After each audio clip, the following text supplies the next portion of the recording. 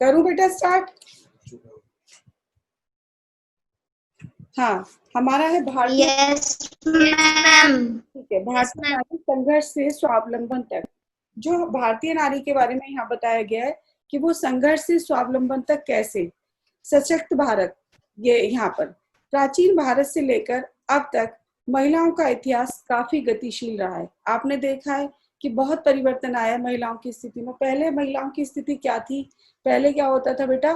पहले लोग पढ़ने के लिए भी, मतलब घर में कोई वो नहीं होती थी, लेडीज को पढ़ने का भी, लड़कियों को कोई अधिकार नहीं होता था उस पहले समय में। लेकिन आज के समय में क्या है? आजकल लड़के लड़की दोनों ही बराबर हैं। फिर भी उन लोगों ने, लड़कियों ने कितनी अपने आप में परिवर्तन लाया, तो ये उसी के ऊपर आधारित है चैप्टर। महिलाओं का इतिहास काफी गतिशील रहा।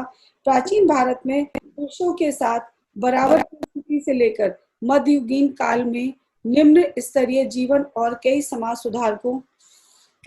सुधारकों के द्वारा समान अधिकारों को बढ़ावा दिए जाने तक महिलाओं ने कई बड़े बड़े बदलावों का सामना किया। यहाँ पर वो प्रस्तुत है। अब बता रहे हैं, यहाँ पे हमें ये बता रहे हैं कि बहुत सारे, मतलब मध्ययुगीन कहते हैं, अब से जो पहला युग है उस समय भी महिलाओं ने पुरुषों के साथ बराबर कंधे से कंधा लगा करके काम किया, चाहे वो बाहर का कार्य हो चाहे घर के क्षेत्र में। घर के क्षेत्र में तो देखा ही आपने, मम्मा वगैरह कितना वर्क करते हैं, और जिनकी वर्किंग मम्मी है वो देख ही रहे होंगे कि बाहर भी वो लोग कितना करते हैं। वो दोनों भूमिकाएं निभाते हैं, घर की और बाहर की, और बच्चों की भी, मतलब सारी लाइबिलिटी अच्छे से लेडीज निभाती हैं। तो उन्होंने अपने को कितना प्रोग्रेस की, कितना गतिशील बनाया। अब यहाँ पर देखिए, प्राचीन भारत का बता रहे हैं, जो पुराना टाइम था उसी समय की स्थिति बता रहे हैं। प्राचीन भारत में महिलाओं को पुरुष की तरह ही अधिकार प्राप्त थे। जैसे कि पुरुषों को अधिकार प्राप्त है ना बेटा, उसी तरह से महिलाओं को, प्राचीन भारत में महिलाओं को पुरुष की तरह अधिकार प्राप्त थे। जो अधिकार थे ना पुरुषों जैसे, वही जो है लेडीज को भी मिलते थे। उन्हें पढ़ने लिखने और अपनी पसंद से विवाह करने की पूरी स्वतंत्रता थी। कब? प्राचीन काल में। आपने देखा होगा प्राचीन काल में क्या होता था, स्वयंवर वगैरह होते थे ना, होते थे। महाभारत और उन सब में आपने सुना है, आप देखते हो टीवी सीरियल वगैरह में, तो वो यही बताया कि बराबर का उसमें योगदान था। उन्हें पढ़ने लिखने और अपनी पसंद से विवाह करने की पूरी स्वतंत्रता थी। उन्हें पूरी आजादी थी कि वो अपनी पसंद से कोई भी कार्य आजादी से कर सके।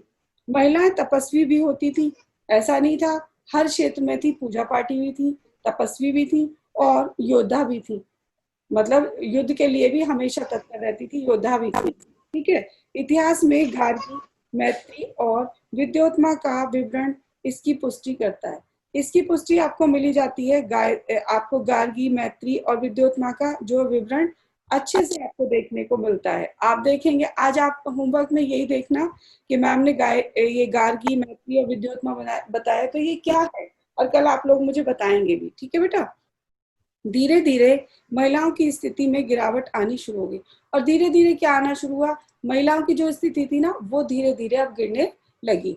अब पहले जैसी बात नहीं रही है, मतलब प्राचीन में थी, लेकिन अब धीरे धीरे से वो गिरावट की ओर शुरू हो गए। बाबर और मुगल साम्राज्य ने महिलाओं की आजादी और अधिकार को सीमित कर दिया। अब जैसे जैसे टाइम चेंज होता गया, तो उसमें मुगल जो साम्राज्य है उसमें क्या हुआ, धीरे धीरे उनकी आजादी और अधिकारों को क्या कर दिया, एक सीमित कर दिया, मतलब एक सीमा में बांध दिया कि तुम्हें इतना ही करना है, इससे आगे नहीं करना। पहले वो आजाद थी, लेकिन उसके बाद उन्हें एक बंधन में बांध दिया गया। मध्यकालीन, अब हमने पढ़ना है मध्यकालीन भारत। देखो इसको समझो। इस काल में सती प्रथा, बाल विवाह, आप पढ़ोगे वैसे इसमें सती प्रथा है उसमें। मतलब सती प्रथा का मैं आपको बताती हूँ बेटा। सती प्रथा क्या है? जब पति खत्म हो जाता, शादी होती थी, और शादी के बाद यदि किसी पत्नी का पति खत्म हो जाता था, तो क्या किया जाता था, उसको उसी की चिता के साथ जला दिया जाता था, जिंदा औरत को। मतलब धीरे धीरे उसके अधिकार छिनने लगे उससे, लेडीज के। ठीक है। और बाल विवाह, बचपन में ही शादी कर देना। बहु विवाह, बहुत सारी, मतलब एक से अनेक विवाह कर देना। जौहर प्रथा, अपने जौहर दिखाने के लिए या अपने कैरेक्टर को बचाने के लिए, आपने देखा होगा मूवी भी थी जिसपे बैन लगाया था, तो वो जौहर भी प्रथा भी थी। पर्दा प्रथा, और पर्दे में रहने की, देवदासी और देवों की दासी बनाना, ये सब अब धीरे धीरे प्रथाएं आने लगी, समाज का हिस्सा बन गए। अब धीरे धीरे से ये जो बुराइयां हमारे समाज में आने लगी, लेडीज को अब धीरे धीरे नीचे गिरावट की ओर पतन होने लगा लेडीज का। इन परिस्थितियों के बावजूद कुछ महिलाओं में राजनीतिक, साहित्यिक, पॉलिटिक्स में और साहित्य में, शिक्षा में और धर्म के क्षेत्रों में सफलता हासिल की। ऐसा नहीं है, उसके बावजूद भी लेडीज ने मतलब स्ट्रगल करती रही। यही तो बता रहे, भारतीय नारी संघर्ष से स्वावलंबन तक, मतलब उनका संघर्ष से स्वावलंबन तक उन्होंने स्ट्रगल किया। अब वहां पे यहाँ पे यही बता रहे हैं कि उन्होंने स्ट्रगल करके सफलता हासिल की। बहुत परिश्रम और संघर्ष और मेहनत करने के बाद वो कहीं अपने मुकाम पर जाकर पहुंच पाती थी। अंग्रेजी शासन के दौरान राजा राम मोहन राय, ईश्वर चंद्र विद्यासागर, ज्योतिबा फूले आदि सुधारकों ने महिलाओं के उत्थान के लिए लड़ाइयां लड़ी। कल मैंने आपको एक वर्ड बताया था, पतन। पतन का मैंने आपको अपोजिट क्या बताया था, उत्थान। तो अब उत्थान क्या, पतन मीन्स गिरना, उत्थान मीन्स उठना। अब महिलाओं की स्थिति को ऊपर करने के लिए इन लोगों ने बहुत ही अपना महत्वपूर्ण योगदान दिया। रानी चेन्नमैया, लक्ष्मीबाई, बेगम हजरत महल आदि महिलाओं ने अंग्रेजों के खिलाफ विद्रोह का झंडा बुलंद किया। मतलब ऐसा नहीं है कि कोई आवाज उठाने वाला नहीं था, आवाज उठाने वाली थी, ये थी, इन्होंने आवाज भी उठाई, और भी महिलाएं थी। तो इन लोगों ने कि भाई हमारे ऊपर अत्याचार क्यों हो रहा है, अंग्रेज हमारे ऊपर अत्याचार क्यों कर रहे हैं, ठीक है, हमने उन्हें अतिथि देवो भव के रूप में उन्हें स्वीकार कर लिया। तो इसका मतलब ये तो नहीं है कि हम मतलब सब कुछ उनको ये कहें कि अब तुम हमारे घर आ गए हो तो तुम हमारा जैसे मर्जी, हमारा जो भी है आप कर सकते हो, पर ऐसा कुछ भी नहीं था। अब धीरे धीरे लेडीज ने अपनी आवाज उठानी शुरू कर दी। उनमें इन लेडीज के भी नाम है और बहुत हुई हैं।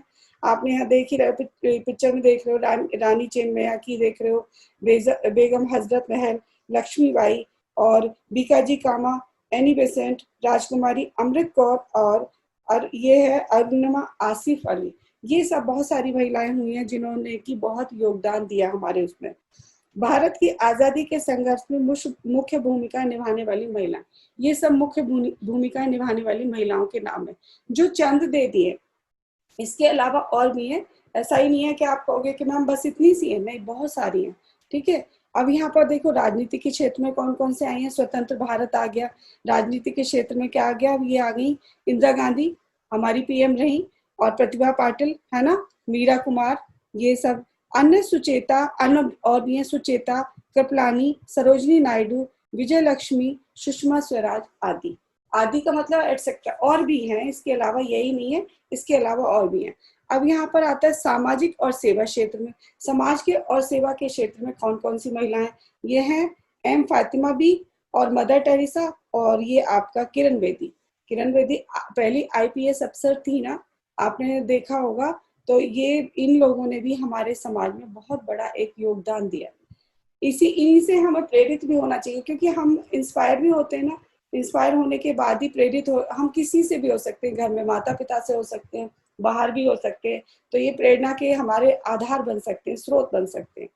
स्वतंत्र भारत में महिलाएं शिक्षा, राजनीतिक, मीडिया, कला और संस्कृति, सेवा क्षेत्र, विज्ञान, प्रौद्योगिकी आदि सभी क्षेत्रों में सफलता की ऊंचाइयों को छू रही हैं।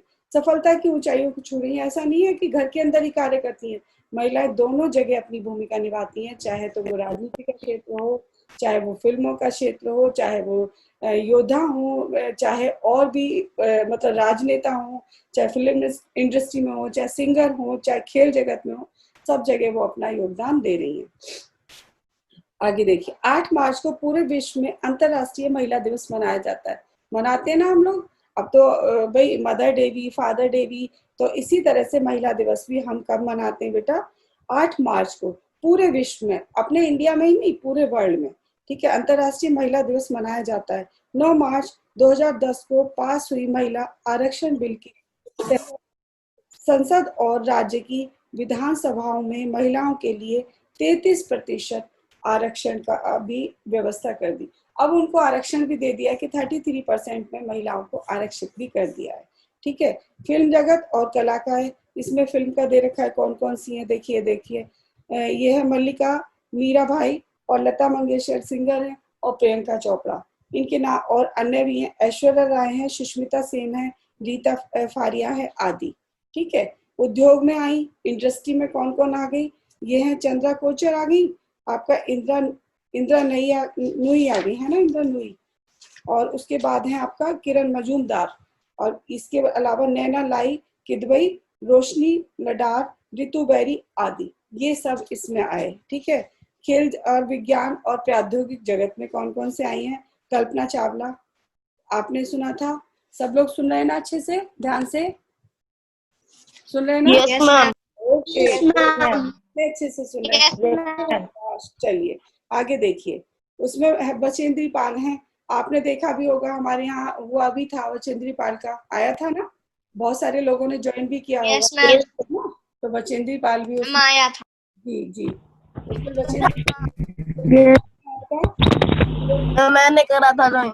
हाँ किया था। साइना नेहवाल, और अन्य में है पीटी उषा हो गई, सानिया मिर्जा हो गई, और मैरी कॉम आदि। तो आज ये पता है क्या संघर्ष हमारा है, मतलब महिलाओं का संघर्ष हमेशा से रहा है, आज भी महिलाएं लगी हुई हैं, संघर्ष कर रही हैं बराबर। ऐसा नहीं है, हर फील्ड में महिलाओं का योगदान है, कोई भी फील्ड हो जाए, चाहे वो घर का हो चाहे बाहर का हो। तो इस तरह से हमने आज ये पढ़ा भारतीय नारी की पहले क्या दशा थी। पहले भारतीय नारी स्वतंत्र थी, और अब धीरे धीरे जब जैसे मध्ययुगीन आया, तो धीरे धीरे उनको अंग्रेजों के हम अधीन हुए, तो हमारे को क्या हुआ, अंग्रेजों के अधीन होने पर हमें धीरे धीरे उन्होंने गुलाम बनाना शुरू कर दिया, और हमारे अधिकार भी छीन लिए गए।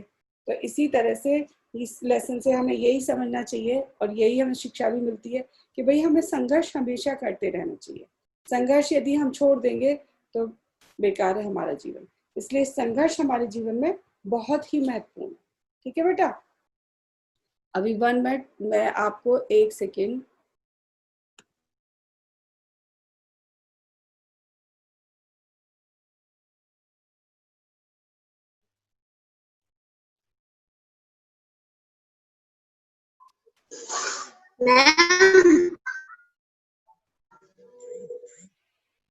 Ma'am.